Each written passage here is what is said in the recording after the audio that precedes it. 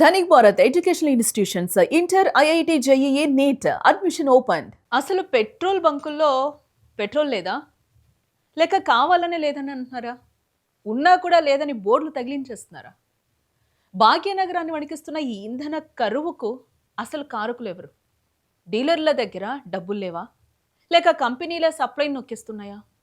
సామాన్యుడి జేబు ఖాళీ చేసేలా రోడ్లపై గంటల తరబడి నిలబెట్టేలా చేస్తున్న ఈ నో స్టాక్ నాటకం వెనుక ఉన్న అసలు సూత్రధారులు ఎవ్వరు? ఇప్పుడు హైదరాబాద్ మొత్తం ఇదే చర్చ అయితే కొనసాగుతుంది. ఆదివారం రాత్రి నుంచి హైదరాబాద్ వీధులు ఇప్పుడు క్యూ లైన్లతో నిండిపోయాయి. మీరు కూడా చూసే ఉంటారు ఆఫీసులకి వెళ్ళేటప్పుడు. పంజాగుట్ట నుంచి పాట్నీ వరకు, అటు ఎల్బీ నగర్ నుంచి మెహదీపట్నం వరకు ఎక్కడ చూసినా వాహనదారుల ఆర్తనాదాలే వినిపిస్తున్నాయి, కనిపిస్తున్నాయి. రేపు బండి కదలదేమో అన్న భయంతో అర్ధరాత్రి కూడా బంకుల వద్ద జనం పడిగాపులు కాస్తూనే ఉన్నారు. బంకులు మూతపడడంతో ట్రాఫిక్ గందరగోళం ఏర్పడి నగరం అస్తవ్యస్తంగా మారిపోయిందని కూడా మనకు చెప్పుకోవచ్చు. ఇది కేవలం కొరత కాదు, ఒక మహానగరాన్ని స్తంభింపచేస్తున్న ఒక సంక్షోభంలా ఇక్కడ మనకు కనిపిస్తుంది. ఇక్కడ అసలు పాయింట్ ఏంటో తెలుసా? డీలర్లు చేతులెత్తిస్తూ ఉన్నారు. ఇక్కడ ఇదైతే క్లియర్గా మనకు అర్థమవుతుంది. మేము అడ్వాన్స్ పేమెంట్ చేసిన ఆయిల్ కంపెనీలు ట్యాంకర్లు పంపడం లేదని వీళ్ళు ఆరోపిస్తూ ఉన్నారు. కంపెనీలు పోర్టల్లో ట్యాంకర్ కేటాయించినట్లు చూపిస్తున్నా బంకుకు మాత్రం లోడ్ రావడం లేదే. అంతర్జాతీయంగా ధరలు పెరుగుతున్నా, దేశీయంగా రేట్లు పెంచకపోవడంతో వస్తున్న నష్టాలను భరించలేక కంపెనీలు కావాలనే సరఫరాను నిలిపేశాయా అనే అనుమానాలు ఇక్కడ క్లియర్గా మనకి బలపడుతూ ఉన్నాయి చూస్తూ ఉంటే.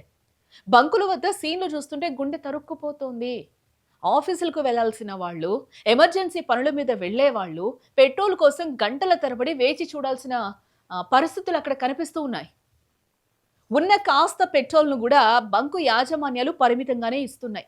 200 రూపాయలకే పోస్తాం, 500 రూపాయలకే ఇస్తామనే నిబంధనలు పెట్టడంతో అటు సామాన్యులకు, బంకు సిబ్బందికి మధ్య తీవ్ర స్థాయిలో గొడవలు, వాగ్వాదాలే అక్కడ చోటు చేసుకుంటూ ఉన్న సిచ్యువేషన్ ఈరోజు భాగ్యనగరంలో నెలకొన్నాయని కూడా మనం చెప్పుకోవచ్చు.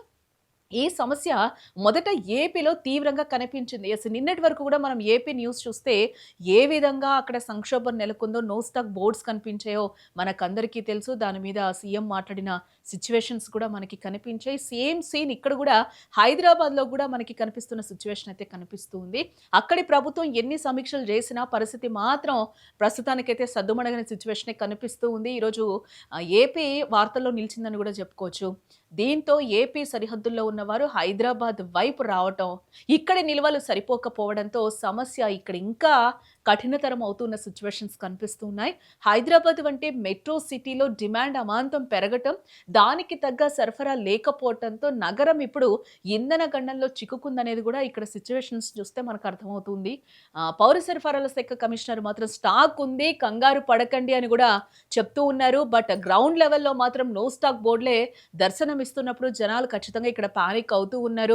యుద్ధం మొదలైనప్పుడు కూడా మనం చూసాము, మనకి ఎక్కడ పెట్రోల్ డీజిల్ దొరకదు అని చెప్పి కూడా క్యూలో నుంచిన పరిస్థితి కనిపిస్తుంది. పార్లమెంటు సాక్షిగా మోదీ కూడా మాట్లాడిన సిచ్యువేషన్ కనిపిస్తుంది. మీ టెన్షన్ పడాల్సిన అవసరం లేదు అని కూడా ఆయన చాలా సందర్భాల్లో చెప్పారు. బట్ ఎవరు కూడా జనాలు దాన్ని పట్టించుకోకుండా ఒక పానిక్ సిచ్యువేషన్లో అందరూ కూడా వెళ్ళిపోయి క్యూలు కట్టిన సిచ్యువేషన్ కనిపించింది. ఎండలు తీవ్రమవుతున్న సిచ్యువేషన్లో కూడా అలాగే ఎంత పొడవు క్యూ లైన్స్ ఉన్నాయో కూడా మనం చూసాము గత 2-3 వారాల ముందు. బట్ ఇప్పుడు కూడా మళ్ళీ సేమ్ సీన్ రిపీట్ అవుతుంది ఏపీలో, ఇటు తెలంగాణలో అనేది కూడా మనకు అర్థం అవుతుంది.